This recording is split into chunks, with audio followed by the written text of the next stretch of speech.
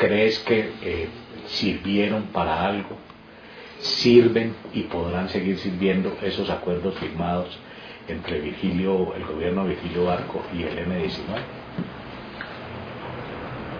Yo creo que lo que pasó en aquel final, digamos, del ciclo armado del M-19 y la negociación con el gobierno fue encontrar un punto para finalmente darle forma a un proyecto que se había construido por presión, por desestabilización del sistema de parte del M y de una serie de otros grupos armados, ¿no?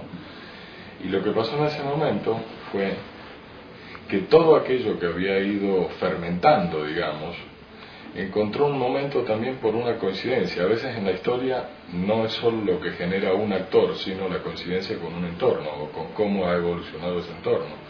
Y el país en ese momento tuvo la madurez no es permanente, la madurez son momentos de madurez, así como la felicidad son momentos de felicidad, ¿no es cierto? Se sube, se baja, digamos que hay una cosa así como las cosas estas del corazón cuando se miden, ¿no? En ese momento coincidió un pico alto, hubo un momento como de generosidad histórica, si se quiere, y el espíritu que tenía la gente, ese pedido que había de mayor espacio de participación, coincidiendo con una iniciativa que vino construyendo a través de toda su presencia en el país del M-19, logró conformar un cuerpo de principios de país que fue la Constitución del 91 y que es el resultado directo, si uno la observa, digamos, con una neutralidad histórica, si se quiere, que es el resultado directo de esa negociación entre el M-19 y el gobierno.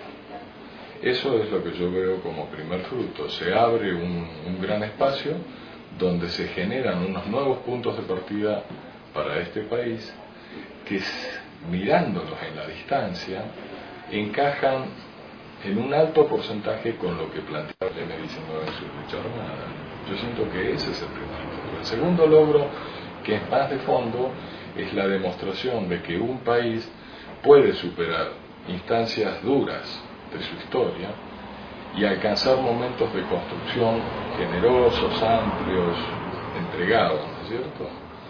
La tercera cosa que hay ahí es el darse cuenta que cuando eso no se sigue estimulando, cuando a eso no se lo sigue cultivando con fuerza, quizás con el mismo espíritu que se traía en la lucha armada, yo creo que se debilita esa oportunidad histórica de crecer, que fue el primer momento del 89, 90, 91, digamos, ¿no? Y lo que pasó ahí fue que se debilitó eso y se permitió que de una instancia en la cual la gran lectura que hubo sobre el M-19 fue el haber tenido la claridad para hacer esta negociación con el gobierno Barco, que no era un gobierno excepcionalmente claro, además. Permitir que esa lectura que había sobre el M-19, sobre lo que contribuyó a este nuevo momento, a este momento de modernidad en un país al que le ha costado mucho conectar con la modernidad,